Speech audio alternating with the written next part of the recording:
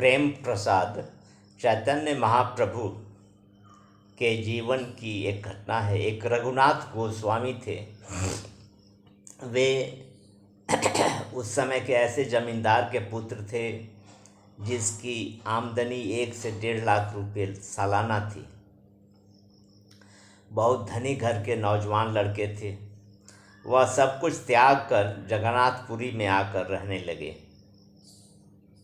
वह अपनी क्षुधा तृप्ति के लिए जगन्नाथ जी के मंदिर के बाहर जहाँ भिखारी खड़े रहते हैं वहाँ खड़ा रहता। जो कुछ मिलता उसे लेकर अपना पेट भर लेता।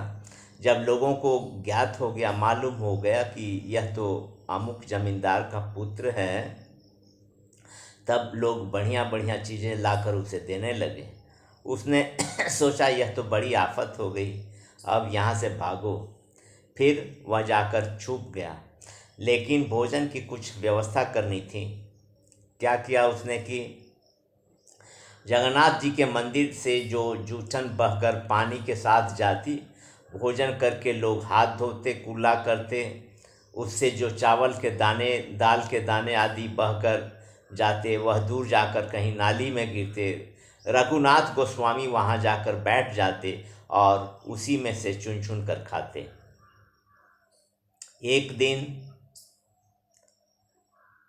महाप्रभु को इस बात का पता लगा। महाप्रभु वहाँ चुपके से गए और वे चावल बीनकर हथेली पर रख कर खा रहे थे। महाप्रभु ने वह चावल छीनकर स्वयं खा लिया। अब कोई यह समझे कि महाप्रभु भ्रष्टाचारी, अनाचारी और कदाचारी हो गए तो यह ठीक नहीं है। यह तो प्रेम का प्रसाद है, उसमें विधि का स्थान नहीं है। इसका अर्थ यह कदापि नहीं है कि प्रेम के नाम पर कोई विधि को छोड़ दे। आजकल अधिकांशतः लोग छोड़े हुए हैं। वे तर्क देते हैं कि प्रेम बढ़ता है इसलिए सभी के हाथ का खाना चाहिए। अरे कौरव पांडव तो साथ खाने वाले थे, फिर लड़े क्यों? यूरोप में जितनी लड़ाइयाँ हुई उनमें कौन ऐसा था जो कहे कि हम चौका अलग रखते हैं, साथ नहीं खाते हैं, परंतु साथ खाने पर भी लड़ाइयाँ हुई। इसलिए यह अनाचार और चीज़ है और प्रेम और चीज़ है।